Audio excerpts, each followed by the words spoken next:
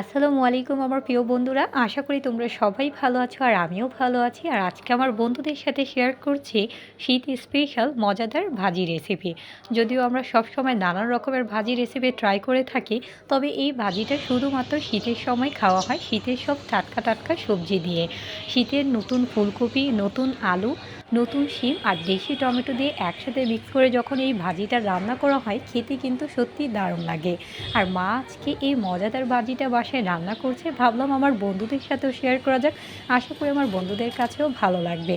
আমার মনে হয় এই ভাজিটা সবাই কম বেশি এই শীতের সময় রান্না করে থাকে। আর মা এখানে এই মজাদার ভাজিটা রান্না করার জন্য সব কিছু কেটে ধুয়ে একসাথে রেডি করে নিয়েছে। চলো বন্ধুরা, তাহলে মা কীভাবে রান্না করছে আমার বন্ধুদের সাথে শেয়ার করা যাক। আশা করি আমার বন্ধুদের কাছে অনেক অনেক ভালো লাগবে।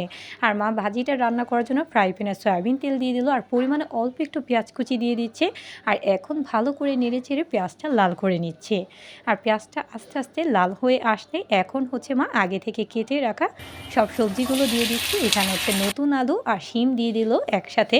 আর এখন হচ্ছে মা দিয়ে দিচ্ছে ফুলকপিগুলো ছোট ছোট করে মা কেটে নিয়েছে। ফুলগুলো দেখতেই পাচ্ছ, এতে সুন্দর মতো লবণগুলো ডুববে আর ভাজিটা খেতে দারুণ লাগবে। আর এখন হচ্ছে মা অল্প একটু লবণ দিয়ে দিল স্বাদ মতো, দিয়ে এখন ভালো করে সবজিগুলোর ভিতরে নাড়াচাড়া করে নিচ্ছি। এতে সুন্দর মতো লবণের স্বাদটা দারুণভাবে ভাজি রেসিপিটাতে চলে আসবে আর খেতে দারুণ লাগবে। আর হালকা হালকা করে মা নাড়াচাড়া করে নিল। আর সবজিগুলো একটু গলতে সময় নেবে, তাই বেশি করে একটু পানি দিয়ে দিল আর কিছুক্ষণের জন্য এখন ঢেকে রাখছি। এতে সুন্দর মতো সব কিছু গলে যাবে। আর কিছুক্ষণ পর ঢাকনাটা তুলে নিচ্ছে, দারুণ একটা ফ্লেভার আসছে বন্ধুরা।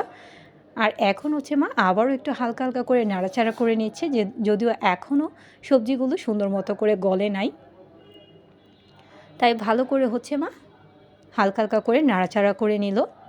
আর এখন হচ্ছে মা এই ভাজি রেসিপিটাতে দিয়ে দিচ্ছে হচ্ছে দেশি টমেটো।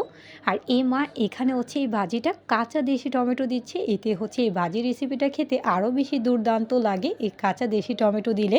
তাই হচ্ছে মা বেশি করে হচ্ছে দেশি টমেটো দিয়ে দিল কাঁচা, আর সাথে এখন মা দিয়ে দিচ্ছে বেশি করে কাঁচামরিচ। কারণ যেহেতু এই ভাজি রেসিপিটাতে কোনো রকমের মরিচ আর হলুদের গুঁড়ো অ্যাড করা হয় না, এই কাঁচামরিচের স্বাদটাই ঝাল ঝাল চলে আসবে এই ভাজি রেসিপিটার, আর খেতে জাস্ট দারুণ লাগবে। তোমরা দেখতেই পাচ্ছ বন্ধুরা, সব মিলিয়ে কিন্তু সবজিগুলো দেখতে একদমই কালারফুল মনে হচ্ছে, এটা খেতেও কিন্তু দুর্দান্ত স্বাদ।